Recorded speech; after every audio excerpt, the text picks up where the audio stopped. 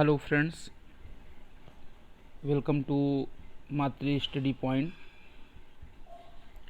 UPPCS 2020 prelims का exam जो है वो हो चुका है। उम्मीद है कि अभी तक आपने अपने प्रश्न पत्र को एक बार पुनः देख लिया होगा, सही प्रश्नों की संख्या का आकलन कर लिया होगा। सबसे बड़ा जो प्रश्न है इस समय वह यह है कि कितने प्रश्न जो है वो यदि हमारे सही हो रहे हैं तो हम मेंस की तैयारी शुरू करें। यद्यपि कि यह निर्णय ले पाना किसी के लिए पूर्णतया संभव नहीं है, फिर भी एक प्रयास किया जा सकता है और इसी दिशा में मैंने भी एक छोटा सा प्रयास किया है। आशा करता हूँ कि ये जो मेरा प्रयास है आप लोगों के लिए बहुत ही सार्थक हो, उपयोगी हो, ऐसी मेरी आशा है। तो मुझे जहाँ तक लगता है कि पेपर का जो स्वरूप था उससे मेरिट जो है वो बहुत ज़्यादा जाने की संभावना नहीं है। मेरिट कहीं ना कहीं आपके आसपास ही रहेगी। जितने प्रश्न एक सामान्य जो अभ्यर्थी जो तैयारी कर रहा है, जो अपने करियर को लेकर के थोड़ा सा सीरियस है, उसके नज़दीक ही रहेगी। ये बात अलग है कि यह एक परीक्षा है, इसमें आप सफल भी हो सकते हैं तो असफल भी हो सकते हैं। बहुत बार सफलता जिन्होंने प्राप्त की है वो भी कई बार कई परीक्षाओं में असफल हुए हैं। तो ऐसा नहीं है कि हम असफल होंगे तो प्रयास करना बंद कर देंगे, बल्कि और अच्छे के लिए हमें प्रयास करना चाहिए और हम करेंगे भी, करते भी हैं। तो थोड़ा सा मैं चर्चा करना चाहूँगा जो कल अर्थात 11 अक्टूबर का जो प्रश्न पत्र था यूपीपीसीएस प्रीलिम्स 2020 का। तो मैंने देखा कि तथ्यात्मक प्रश्नों की भरमार थी। यद्यपि कि बहुत चर्चाएं थीं और बीच में 2019 का जो पेपर था प्रीलिम्स का और इधर खंड शिक्षा अधिकारी का जो पेपर आया था, कहीं ना कहीं एक संकेत मिल रहा था कि अब आयोग में बहुत आमूल-चूल परिवर्तन हो रहे हैं, आयोग यूपीएससी की तरफ जा रहा है। लेकिन कल का जो प्रश्न पत्र था और इसके पहले जो ARO 2016 का प्रश्न पत्र था, उसको देखने के बाद यह कतई नहीं लग रहा है कि ये यूपीएससी के पैटर्न को फॉलो करने जा रहा है। यद्यपि ऑप्शनों में जो गूढ़ता है वो तो यूपीएससी पैटर्न को फॉलो कर रही है, लेकिन जो प्रश्न पूछने की जो स्टाइल है या जो उसमें एक तथ्यात्मक प्रश्नों का, जिनमें कि आपने यदि तथ्यों को रटा हुआ है तो आप प्रश्न सही कर सकते हैं। एक एक प्रश्न में ढेर सारे तथ्य डाल दिए गए हैं। ऐसे प्रश्न हैं कि जिनमें जब तक आपको 3 विकल्पों की अगर कम से कम जानकारी नहीं है तो आप वह प्रश्न नहीं कर पाएंगे, या करेंगे तो गलत होने की संभावना रहेगी।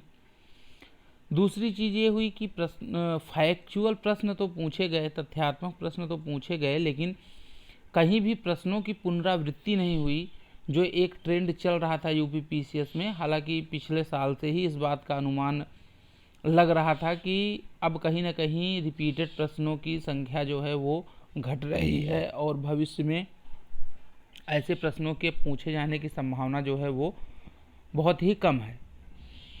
तो वही देखने को मिला। फैक्चुअल प्रश्न थे कुछ, जो रिपीटेड प्रश्न आपको दिख भी रहे होंगे वो इस तरीके से नहीं थे कि सेम टू सेम थे। उनके कुछ तथ्यों को किसी प्रश्न में समाहित किया गया था, लेकिन उस प्रश्न में भी कुछ नए तथ्यों को जरूर जोड़ा गया था।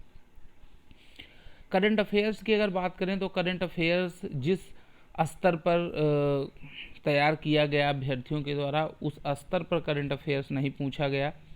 डायरेक्ट करंट अफेयर्स के प्रश्न जो थे उनसे आयोग बचा पूरी तरीके से। अगर बात करें सूचकांकों की, पुरस्कारों की, विभिन्न योजनाओं की, तो बहुत ही कम प्रश्न इनसे जो है वो पूछे गए, और जो भी पूछे गए उसमें भी कहीं ना कहीं सामान्य से अधिक तथ्य डालने की कोशिश की गई।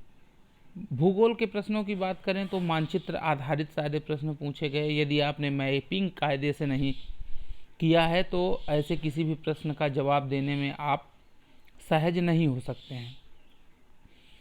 अगर तथ्यात्मक प्रश्नों में भी देखा जाए तो पहले जो आयोग का एक पैटर्न था कि वन लाइनर तथ्यात्मक वन लाइनर फैक्ट जो है वो आपसे पूछे जाते थे, जिनमें किया रहता था कि 3 ऑप्शन गलत रहते थे, एक ऑप्शन सही रहता था। तो उसमें क्या होता था कि कहीं ना कहीं प्रश्न आसानी से हल हो जाते थे। अब जो ट्रेंड चला है उसमें वन लाइनर प्रश्न बिल्कुल ख़त्म हो गए हैं। हर एक प्रश्न में ढेर सारे तथ्यों को, जैसे एक प्रश्न इतिहास का था जिसमें जो रचनाएं थी उनको कालक्रम में व्यवस्थित करना था। तो इस तरीके के प्रश्न ऐसे हैं कि इसमें इसको हल करने के लिए आपको पहले ये जानना पड़ेगा कि उन पुस्तकों को किसने लिखा, उसका टाइम पीरियड क्या था, या वह टाइम पीरियड के लिए आपको ये भी जानना होगा कि कौन किसके शासनकाल में था। तो कहीं ना कहीं एक प्रश्न को हल करने के लिए आपको बहुत सारे तथ्यों की जानकारी होना आवश्यक हो गया। अब एक फैक्ट जो और है वो ये है कि जब अभ्यर्थी, यद्यपि मैंने इस पे पहले ही वीडियो बनाया था कि अगर प्रश्न पत्र मॉडरेट हो या हार्ड हो तो आपको कितने प्रश्न ही करने चाहिए, लेकिन मैंने देखा कि कई लोगों ने मुझे बताया कि उन्होंने कोई 120 प्रश्न करके आ रहा है, कोई 130 प्रश्न करके आ रहा है, जबकि मैंने ये कहा था कि 100 प्रश्न के ऊपर तो कभी मेरिट जा ही नहीं सकती, चाहे कितना भी इजी पेपर आ जाए। कठिन प्रश्न पत्र अगर आता है या मॉडरेट आता है, जैसा कि देखने को भी मिला, इजी पेपर तो बिल्कुल नहीं था, भले ही ढेर सारे फैक्ट थे, इसे आप मॉडरेट पेपर ही मान सकते हैं। तथ्यों के लिहाज से अगर देखें तो कठिन पेपर भी कह सकते थे, लेकिन फिर भी अभ्यर्थी जो हैं वो कहीं ना कहीं अपने पर कंट्रोल नहीं कर पाए और उन्होंने बहुत सारे प्रश्न हल किए। और तथ्यात्मक प्रश्नों में अगर आप ज़्यादा प्रश्न हल करेंगे तो आपके ज़्यादा प्रश्न गलत होंगे और वो कहीं ना कहीं आपके जो सही प्रश्न हैं उनको भी नुकसान पहुंचाएंगे। अब बात करते हैं कि मेरिट कितनी रह सकती है। यद्यपि कि अभी सीटों की संख्या जो है वो 250 के लगभग है, 257 सीट्स जो हैं अभी तक जो जानकारी मिल रही है, लेकिन फिर भी आज तक के इतिहास में कभी ऐसा नहीं हुआ कि जितनी सीटों पे विज्ञापन आया हो उतनी ही सीटों पर एग्ज़ाम भी हुआ हो। तो कहीं ना कहीं अभी सीटों की संख्या जो है वो बढ़नी तय है। पिछले साल 2019 में भी जब विज्ञापन आया था तो बहुत कम सीटें थीं, लेकिन बाद में सीटें ऐड हुई हैं। जो परिणाम आया 450 प्लस सीटों पे परिणाम आया है। तो इस बार भी हम ये मान के चलेंगे कि सीटों की संख्या निश्चित तौर पे बढ़ेगी और ये कहीं ना कहीं 500 के आसपास सीटों पर प्री का परिणाम आएगा। चूँकि आयोग के पास बहुत सारे अध्याचन आए हैं, अध्याचन तो 700 से 800 पदों के आए हैं, लेकिन फिर भी मुझे लगता है कि अगर सारी सीटें नहीं भी जुड़ेंगी तो कम से कम उसमें से आधी सीटें तो ज़रूर जुड़ेंगी। तो ये जो परिणाम है वह 500 प्लस सीटों पर संभावित है, ऐसा मेरा मानना है। तो इस के अकॉर्डिंग जो है अगर कट ऑफ की बात करें तो सामान्य के लिए यदि आपके 85 प्रश्न या उससे अधिक सही हो रहे हैं तो आप तुरंत मेंस की तैयारी में लग जाइए, क्योंकि मेरिट जो है वो कहीं ना कहीं 85 या 85 प्लस, इसे हम कह सकते हैं 85 से 90 के बीच भी कह सकते हैं, लेकिन मेरा ज़्यादा विश्वास यही है कि 85 प्रश्न के आसपास ही मेरिट रहेगी, 90 तक भी शायद नहीं जाएगी। अगर आरक्षित वर्ग की बात करें तो 2 से 5 प्रश्न जो है सामान्य की जो भी कट ऑफ रहेगी उससे विभिन्न कैटेगरियों के जो कट ऑफ मार्क्स हैं वो 2 से 5 प्रश्न कम रहेंगे। महिला की अगर बात करें तो 78 से 80 प्रश्न जिन भी महिला अभ्यर्थियों के सही हो रहे हैं वो निसंदेह जो है वो मेंस की तैयारी में लग जाएं। एक बात ज़रूर ध्यान रखिएगा कि मेंस का जो एग्ज़ाम है वो ही मेन है, मेंस का एग्ज़ाम ही मेन है, ये बात हमेशा ध्यान रखिए। अगर आपने मेंस की तैयारी अच्छी की है तो जब भी आप प्री क्वालिफाई करेंगे आप अंतिम चयन के दरवाजे तक पहुंच जाएंगे या अंतिम रूप से आप चयनित हो जाएंगे। लेकिन अगर आपने मेंस की तैयारी नहीं की है, आप प्री पास भी कर लेते हैं।